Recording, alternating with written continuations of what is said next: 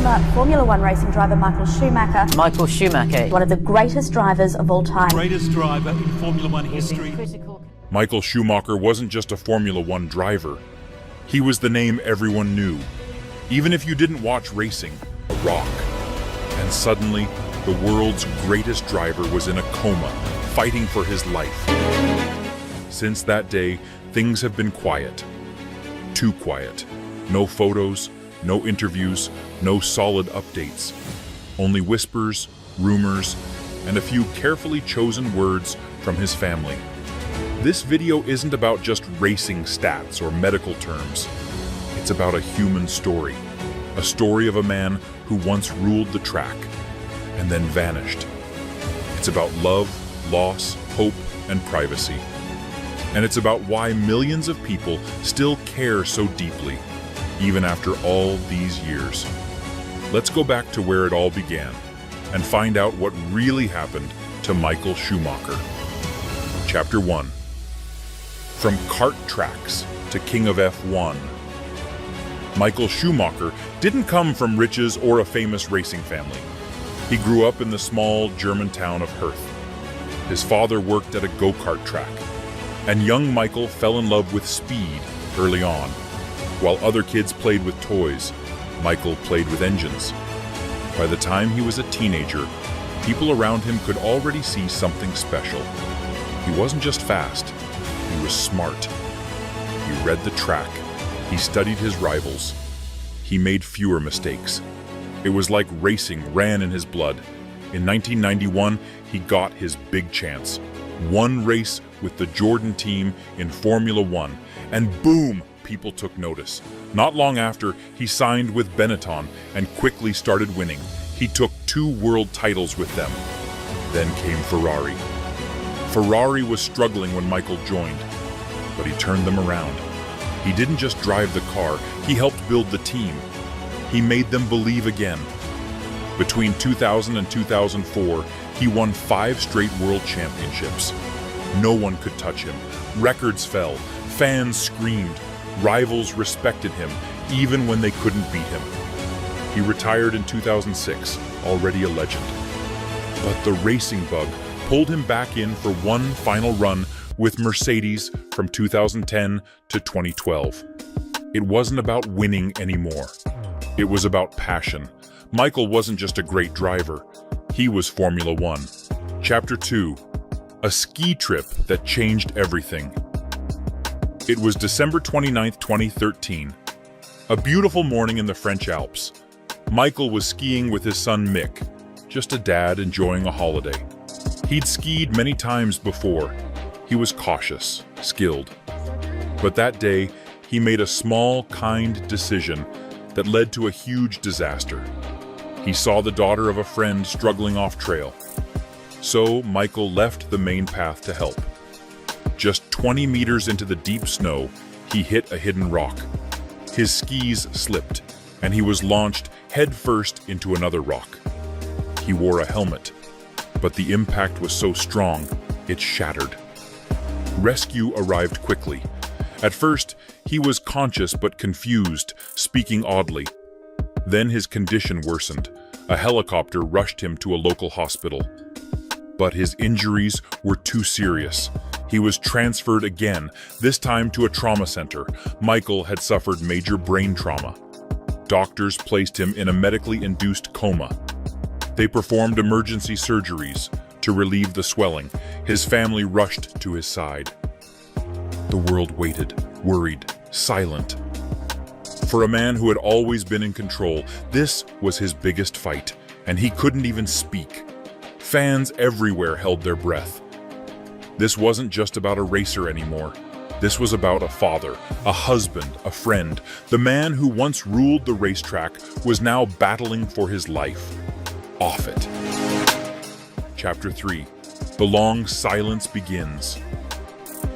In the days after the accident, people wanted answers. Was Michael going to survive? Would he ever walk again? Talk again? But his family gave no clear updates. Just one word: critical.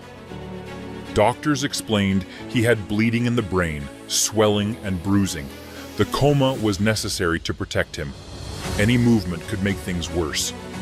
So they kept him sedated, his body cooled, and his room under heavy security. Only close family could visit. His wife Corina, their children Mick and Gina Maria, and a few trusted friends like Jean Todt. Outside, fans lit candles. They sent letters. They hoped. Weeks passed, then months. Eventually, it was announced that Michael had come out of the coma. He was awake, but not back to his old self. The details? Still unknown. In 2014, he left the hospital to continue recovery at home. But updates stopped. Completely. His family made a hard choice. No press, no photos, no interviews. His privacy became sacred. The media kept digging, but nothing came out. It wasn't that people didn't care. It was that they cared too much. And so began one of the most mysterious recoveries in sports history. Michael Schumacher was alive. But what that really meant? No one outside his inner circle truly knew. Chapter 4. Privacy, Protection, and Pain. After the accident, the Schumacher family faced a brutal challenge. Not just Michael's recovery, but protecting him from the spotlight. Everyone wanted to know, how was he?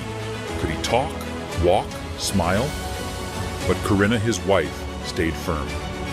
Michael's health was not a public story. It was private. She refused to turn their pain into headlines. Even as journalists disguised themselves as priests to sneak into the hospital, she stood her ground. Some tried stealing his medical records. One helicopter company employee even attempted to sell them, and later, shockingly, took his own life before a court hearing. Another person tried to sell a photo of Michael for over $1 million, but none of it got out. The family acted fast. Legal action was always ready. They also shut down a fake interview published in 2023. A magazine claimed to have exclusive quotes from Michael, only to later admit it was all made up. The backlash was instant.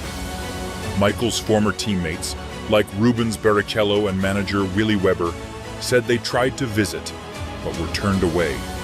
The message was clear. If you're not already inside the circle, don't knock. Through it all, Corina kept strong. She raised her children. She guarded her husband's dignity.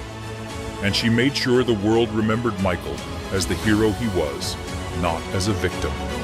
Chapter 5. Rumors, Hopes, and Whispers. Since 2014, there's been a flood of whispers about Michael's condition. Some say he's completely immobile. Others claim he responds non-verbally. One rumor even said he had moved to a mansion in Mallorca.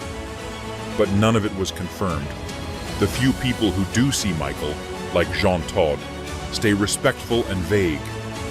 Jean once said he visits Michael regularly, that he still fights, and that his life is different now. That's it. No details, no photos, just hope.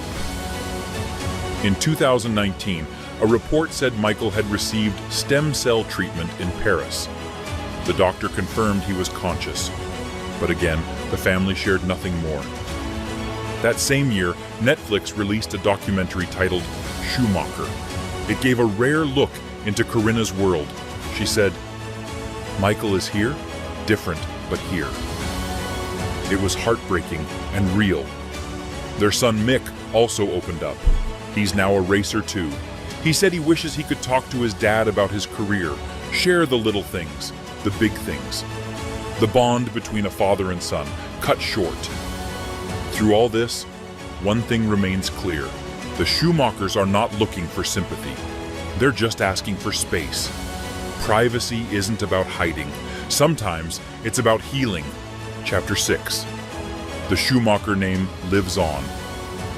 While Michael disappeared from the public eye, his son, Mick, was quietly writing his own story. Mick grew up watching his dad win races, stand on podiums, and make history. He always dreamed of following that path, and he did. He rose through Formula 3 and Formula 2. eventually becoming a Formula One driver with Haas in 2021. He's soft-spoken, humble, and focused, just like Michael. But the pressure is huge. Every race, every lap, fans compare him to his father. Some cheer, some criticize, but Mick stays steady. Even when Haas let him go after 2 years, he didn't give up. Mercedes, the team his dad helped build, brought him in as a reserve driver. In 2024, he's racing in the World Endurance Championship with Alpine. He's also honored his father in touching ways. He's driven Michael's old cars at events. He's worn his dad's racing gear. In the documentary, Mick said, "I would give up everything just to talk to him again." That sentence hit fans hard. Mick carries the name Schumacher, but also carries the weight of a legacy and a quiet pain that few can understand. He's not trying to replace Michael. He's just trying to race. And remember, Chapter 7, will we ever see him again? It's been over 10 years since the accident. No public photos, no videos, no solid updates. The family once considered sharing one big statement. But then what? They'd have to keep talking. The press would never stop asking. So they stayed silent. Fans understand, even if it hurts. Michael gave the world so much. His talent, his passion, his victories. Maybe the least we can do in return is let him have peace. Still, there's hope. Jean Todt, the man who visits Michael regularly, said it best. "I hope the world will be able to see him again." He believes it's possible. So we do too. Michael Schumacher wasn't just a driver. He was a symbol of never giving up, of pushing limits, of winning for more than just yourself. And even now, in silence, that spirit lives on. His family continues to protect him. His son carries the torch. His fans still chant his name. Michael is still here, not as the champion on the podium, but as the fighter behind closed doors. And maybe, just maybe, one day, we'll see him again. The fight continues. Michael Schumacher may not be on the racetrack anymore, but his legacy lives on in every lap, every victory, and every challenge his family faces. His son Mick continues the journey, and the world watches, hoping for the day we hear from the man who captured hearts with his passion and determination. The story of Michael Schumacher isn't over. It's just silent for now. But his fight is ongoing, and one day perhaps we'll see him again. Until then, we remember the legend, the icon, and the champion who changed racing forever.